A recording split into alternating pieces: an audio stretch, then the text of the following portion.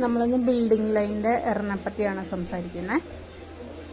ഈ ഡ്രോയിങ്ങിൽ ഇപ്പോൾ ഇത് നോട്ടിഫൈഡ് റോഡായിട്ടാണ് കാണിച്ചിരിക്കുന്നത്.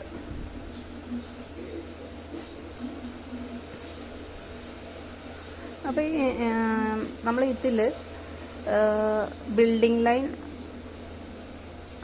കാണിക്കുന്നതിന് വേണ്ടിയിട്ട് ബൗണ്ടറിനോട് ചേർന്നുള്ള നമ്മുടെ റോഡിൻ്റെ ലൈൻ ഓഫ്സെറ്റ് ചെയ്യുന്നു 3 മീറ്റർ. നോട്ടിഫൈഡ് റോഡ് ആയതുകൊണ്ട് നമുക്ക് 3 മീറ്ററാണ് ഓഫ്സെറ്റ്. നമ്മൾ ബിൽഡിംഗ് ലൈനിന് എപ്പോഴും റൂൾ അനുസരിച്ചിട്ട് വേണ്ടത്. നമ്മൾ 3 മീറ്റർ ഓഫ്സെറ്റ് ഇട്ടു.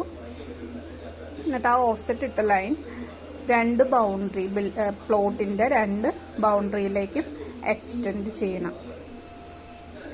ഇങ്ങനെയാണ് നമ്മൾ സാധാരണ എക്സ്റ്റെൻഡ് ചെയ്ത് വെക്കുന്നത്. എന്ന് എക്സ്റ്റെൻഡ് ചെയ്ത് വെച്ചാൽ പോലും ചിലപ്പോൾ പ്ലോട്ടിൽ ടച്ച് ചെയ്തില്ല എന്ന് പറഞ്ഞാൽ എറർ കാണിക്കാറുണ്ട്. അപ്പോൾ ആ എറർ മാറാൻ വേണ്ടിയിട്ട് നമ്മൾ പ്ലോട്ട് ബൗണ്ടറിയിൽ നിന്ന് കുറച്ച് പുറത്തേക്ക് പ്രൊജക്റ്റ് ചെയ്ത് നിർത്തണം. ഇങ്ങനെ ചെയ്ത് കഴിയുമ്പോൾ നമുക്ക് ആ എറർ മാറിക്കാണിക്കാറുണ്ട്. അപ്പോൾ ഈ ഒരു കാര്യം ഒന്ന് നോട്ട് ചെയ്യാൻ വേണ്ടിയിട്ടാണ് ഞാനിപ്പോൾ ഈ വീഡിയോ ചെയ്തത്. എന്നിട്ട് നമ്മൾ ആ ലൈനിന് ബിൽഡിംഗ് ലൈനിന്റെ ലെയർ നമ്മൾ മാർക്ക് ചെയ്ത് കൊടുക്കുക.